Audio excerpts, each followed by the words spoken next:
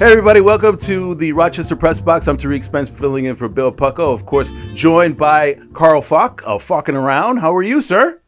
I'm doing well, Tariq. Good to be back here. It's a little weird being virtual and, not having Duffy 6 feet away, but, it's safe, so it's good. Yeah, for now, until we get you guys back in studio. And, of course, Pat Duffy, as you get ready to head towards week 1 of the NFL, who's the jersey for today? It's Josh Allen, obviously, right? He's 50-1 MVP odds, which means I'm about to make a lot of money as this Bills season starts. Come on, week 1, come on, let's go. I'm so excited. All right. Well, you don't win a Super Bowl week 1, but let's talk a bit about that. So let's first start with you, Pat. Week 1 of the NFL season. I know you're going for your Buffalo Bills. We'll get to the segment, but what are we looking at week 1, and is there a player specifically you're interested in? I'm really interested to see what goes on with Kyler Murray out in Arizona, right? Because now he's got legitimate weapons. You got the crafty vet and Larry Fitzgerald. You got DeAndre Hopkins out there who's making a whole bunch of money. Can Kyler Murray take that step forward? And are we now seeing an NFL where it's expected that a guy in his second season takes enough of a step where the team are contenders? I mean, Carl, Tariq, you guys remember there used to be an NFL where it was 3 to 4 years until you expected an NFL quarterback to be what he is. You've seen what happened with Lamar Jackson. You've seen what's happened with Patrick Mahomes, even Josh Allen to a smaller extent. Baker Mayfield's about to get run out of Cleveland if things don't go this well. If Kyler Murray can take that step forward, Arizona might be a legitimately good team this season. All right, Carl, what about you? Week 1, team, player, both? Well, the team and the player that I want to see, and it's funny because we've gotten to a point in Western New York. We all hate the Patriots, right? And this is finally the time the Patriots are done. Enter Cam Newton to the equation, a healthy Cam Newton. To hear Bill Belichick, he preys on Cam Newton. Nobody works harder than Cam, stays late, does all the things. I think it's a different New England Patriots offense this year, obviously, without Brady. I think it's going to be more run-oriented.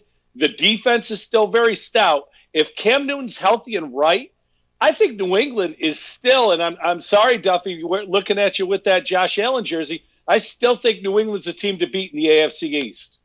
Well, it's interesting. I was just joking about this before the show started. Peter King thinks it's the Miami Dolphins that will be taking away the AFC East. Does that upset you or shock you, Duffy?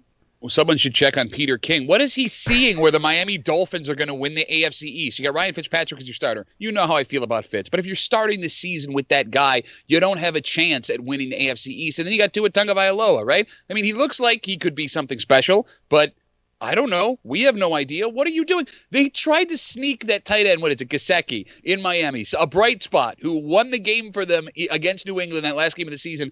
Didn't they try and pass him through waivers to sneak him on a practice squad? Like everything that Miami is doing, it seems that they don't know what they're doing. So if it comes to teams I'm intimidated by in the AFC East, I'm not worried about Miami. I'm worried about New England, but the team I'm focused the most on right now are the Jets. They at least have a capable quarterback and a coach that has his back against the wall. They need to do something this year or heads are going to roll out in the Meadowlands.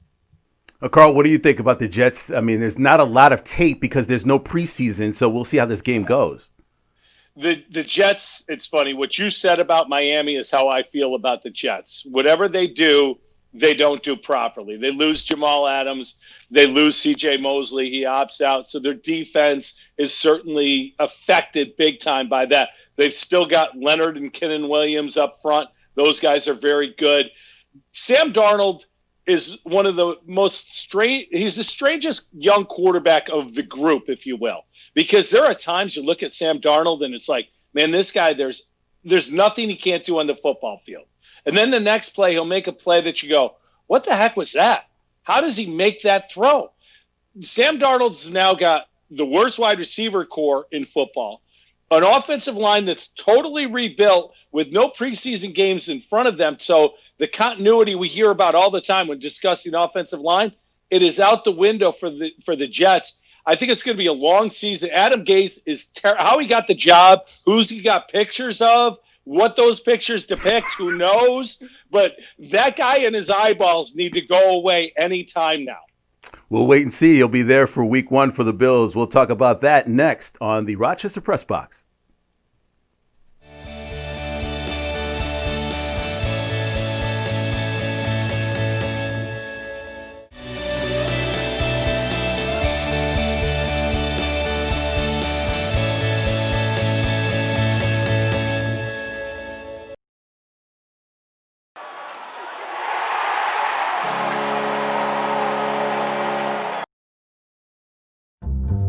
Original Bay Goodman Pizza, located on the corner of North Winton at Browncroft.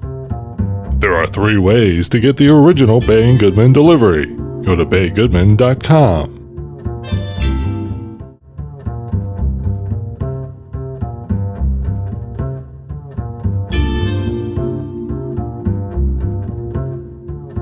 Welcome back to the Rochester Press Box. Tariq Spence filling in for Bill Pucko. Of course, we have Carl Falk from Falkin Around. Where can people find that show? So it's available anywhere podcasts are, iTunes, YouTube, Buzzsprout. It's out there. It's out there. Available for you to get more of Carl Falk if you would like to. Let's first start, Pat Duffy, with your Buffalo Bills here. Tre'Davious White. Big contract for him. It meant a lot for him to get that big deal just before the start of the season. Man, I love everything there is about Tre'Davious White. Like, not only is he a heck of a football player, that's awesome. Not only is he a goof, which I'm also a goof. It's fantastic. But a lot of people don't know how truly smart Tre'Davious White is. He was the valedictorian of his high school class in Louisiana. He stayed all 4 years at LSU to get his college degree. And there's a moment after he signs that contract, he's doing a Zoom conference call, and he's talking about what it means to him and what it means to his family, the financial security, to staying in college for 4 years when people told him he was crazy for staying. Like, there are only a few guys, like, personally, that I'll cheer for in sports. But Tre'Davious White is one of those guys. Like, he deserves every good thing that's come to him. He says what's on his mind, but without being a jerk about it. Like, I could not be happier for Tre'Davious White. And think about it, Carl. For a second, he wasn't going to come. He was on that sort of window there of whether or not he would actually come because of COVID-19. He decides to do it. 4 years, $70 million. Yeah, I think he's either just had a child or he's got a child on the way and had family concerns. To hear him speak about, and Duffy, you alluded to it, what it meant to his family, his father driving him to camps and getting noticed, being the first one in his family to get a degree, to kind of step out and show the rest of his family what hard work can do. Sean McDermott, when he came in, culture. And people like me thought that was a bunch of BS. And then you see a guy and hear a guy like Tre'Davious White, and you hear him speak, and it's like, this guy is the culture that you're looking to build. He gets it in so many ways. And Duffy, you pointed it out, not only a great player on the field, but a guy that off the field, when you hear him speak, you can't be more happy to cheer for a guy like that. Normally, I don't watch press conferences, and it's just one of those things I don't like to do. But for that one, you could see and feel the emotion for that contract. Meanwhile, week 1 of the NFL, it is Jets Bills. Before we get to prediction, I just wanted to ask you, Pat, what do you think you're going to see week 1? We had no preseason games. Are we going to get week 1 NFL? Or are we going to get week 3 preseason football? Well, I mean, I think it's naive to think that it's going to look like every week 1 ever, right? Because, Kyle brought up in this segment before with the Jets, like, they have an offensive line nobody's played together before. The Bills, Stephon Diggs has not taken a live NFL snap with Josh Allen. He's going to be a big part of that offense. Zach Moss, the draft pick, he's going to get a couple of snaps. He's never played an NFL game before. It's a problem, and that scares me a little bit when it comes to the Jets coming into Orchard Park. Bills are 6.5 favorites, 6.5 point favorites last time I checked. In preseason and early NFL regular season games, it's defense that seems to stand out above offense. If that's the case, and it gets a little bit messy, and you're not paying attention to fundamentals, which is also a problem during the preseason, a game in which the Jets wouldn't have had a chance, they now have a chance. Also, you take away the crowd noise and the home field advantage of that stuff. I think the Bills get this done, but I think it's going to look a lot messier than it would have had they had the preseason games. All right, call a little bit of change for the Jets defense. They lose Jamal Adams. The Bills offense gets Stephon Diggs. So wouldn't you think that, okay, here's a defense that's pretty good, but then loses one of its best players, and an offense that got a little bit better when it comes to personnel? Yeah, and the C.J. Mosley subtraction at linebacker is huge as well. We saw that last year in the opener when he went out with injury. That game changed last year. I think as far as the sloppiness, teams that have been together, coordinators, coach, quarterbacks, key players, they will be ready to go at a higher level initially than the teams that are, say, new coach, new players. That's going to take a little bit of time. It's almost like a college situation where if you've got a senior quarterback, you're much better week 1 than the guy who's got the redshirt sophomore making his first college start. And I think we'll see a little bit of that. This week, though, Duffy, you hit on it. All the things with the crowd noise being a non-factor. The Jets and Bills know each other. These teams seem to play each other tough regardless. This is a game, if the Bills are going to end up where they want to be, that they absolutely must win. I know you can't say it's a must win in week one. This is a must win. You don't lose to the Jets, who are arguably one of the 5 worst teams in the league, a team that has dysfunction everywhere, in your home opener. And I know home is only the matter of an address now, not an environment. But, man, you've got to win this game, and I think the Bills do, but it won't be easy. All right, we'll make our predictions at the end of the show. Coming up next, like it or not, this is the Rochester Press Box.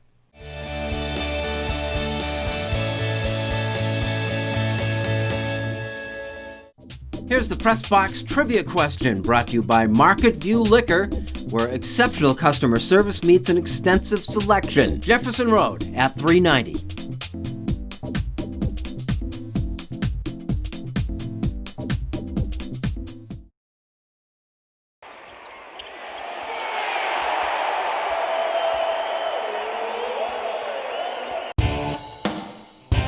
I hate kickers. They get great glory when they make a game-winning field goal. Sorry, you've got one job to do. Do your damn job. Falkin Around with Carl Falk. New episodes every Tuesday on Rock Sports Now. Here's the Press Box trivia answer, brought to you by Market View Liquor, where exceptional customer service meets an extensive selection. Jefferson Road at 390.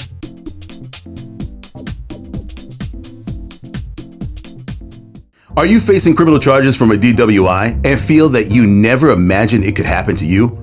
Contact attorneys with years of experience as prosecutors and defenders. Contact Ganguly Brothers Law today for a free consultation. You can put your trust in us.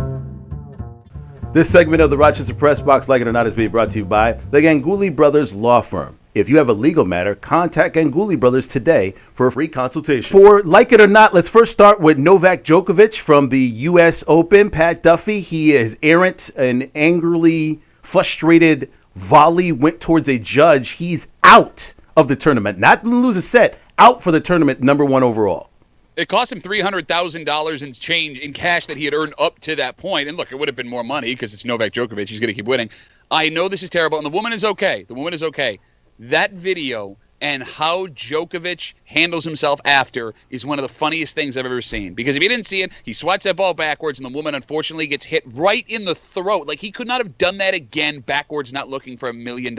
He runs over the initial humanity to check on her and make sure she's okay. But after a 10-minute discussion between the officials and the thing, they decided to disqualify him. He then runs over to them and is arguing that she's fine enough to stay. Like, this woman is writhing around on the ground in pain. She looks like every woman in, like, an LL Bean magazine selling, like, sweaters, right? Like, this poor woman did not sign up for any of this. And he's like, well, no, she'd never go to the hospital. It's totally fine. Like, how do you look at this woman who's writhing around in pain and tell her that she's going to be okay because you were the jerk that angrily hit her in the throat with a ball? Like, it was like a masterpiece. It was so ridiculous. If you wrote it, someone would have told you you can't use it. It doesn't look real enough. Oh, my God. Carl Falk, I'll just move on for like it or not and not even get any comments on that. Jalen Ramsey of the Los Angeles Rams, 5-year deal, $105 million, like it or not. Just a few days after Tre'Davious White gets his deal, White was the highest paid cornerback for what, like 3 days? Yeah. No, I don't like this deal for the Rams. And I get it that the Rams are kind of going through a little bit of a change. They let Gurley go. They've let Brandon Cooks go. They're trying to figure some things out. Aaron Darnold is the star of that team, and as long as they've got him on that defensive line, that defense is going to be very good. Jalen Ramsey played his way out of Jacksonville because he wasn't happy and wanted more money. He's getting paid today and is the highest cornerback in the league. 2 years from now, Jalen Ramsey, book it. He's going to be upset. He's going to want more money. Somebody's going to get paid more, and they're going to end up moving him out of L.A. too. He's a problem child who, when content, is a great player. They're not the player you invest in. You invest in a player like Tre'Davious White. Well, we'll see if it pays off. That's 2 big deals for 2 big players with a lot of money in between. Coming up next, unfinished business on the Rochester Press Box.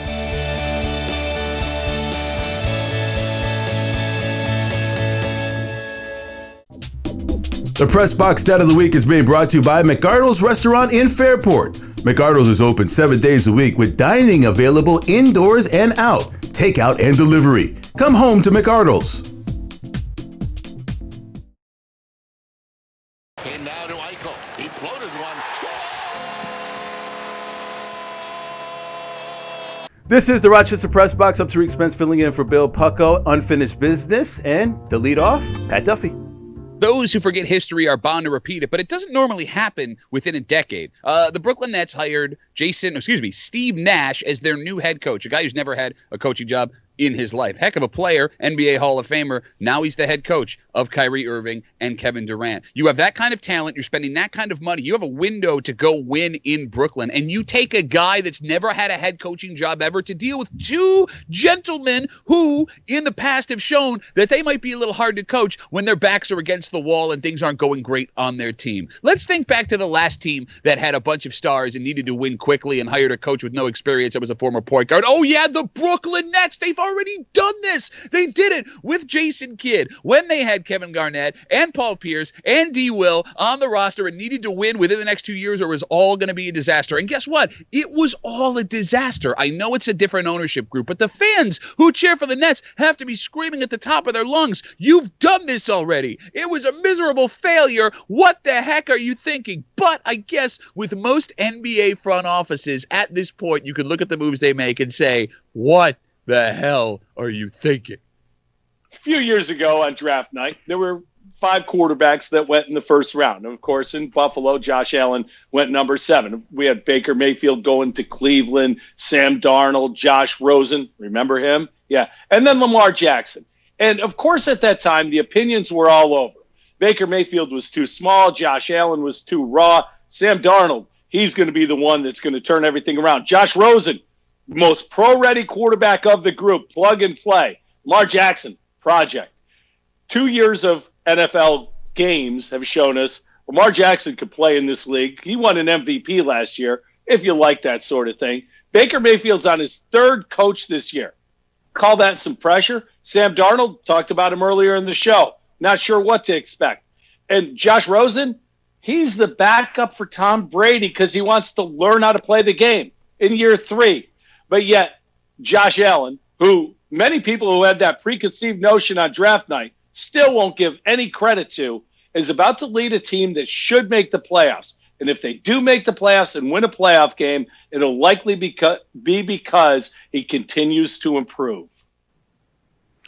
Colin Kaepernick is back, not in the news, but in the game. Well, not really. What's going on is that Madden has put him back into their video game for the first time since 2016, something the NFL has not been able to do, even though they admitted that they were wrong about what Colin Kaepernick stood for.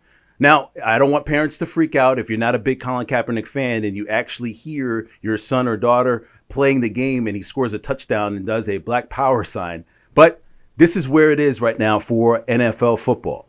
The true nature is that there are a number of quarterbacks we'll see play on Sunday that are not half as good as Colin Kaepernick. The problem is Colin Kaepernick will never see an NFL team again except on Madden. That's unfinished business, gentlemen. All right, prediction time for the Buffalo Bills and the Jets game. We'll start with you, Carl. What do you think?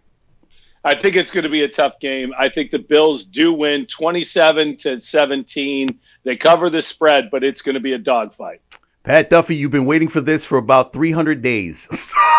So please tell me, what do you think? I'm with Carl. It's going to be a dogfight. I don't know if the Bills cover. I'm going to take 28-24 Bills over the Jets. I will go with the upset just to make sure people get upset for the show. Oh, my God. And we'll do it with a field goal. It will be 20-17 Jets over the Bills on Sunday. Then again, I won't be here next Sunday. That's okay. Just by Duffy stare. Carl Falk, what can they catch your podcast show? iTunes, Buzzsprout, YouTube. Please check it out. Falkin Around. I think it's great, Frank. It also makes Duffy giggle every time you say the name. Duffy, as always. You're out of your Tariq's out of his Falcon mind with that prediction at the end of the show. No? Exactly. That's just three radio guys playing around with a word we can't make a mistake on. Thank you guys as always. We will have, of course, hopefully have Bill Pucko back for Rochester Press Box. Until then, enjoy your NFL Sunday.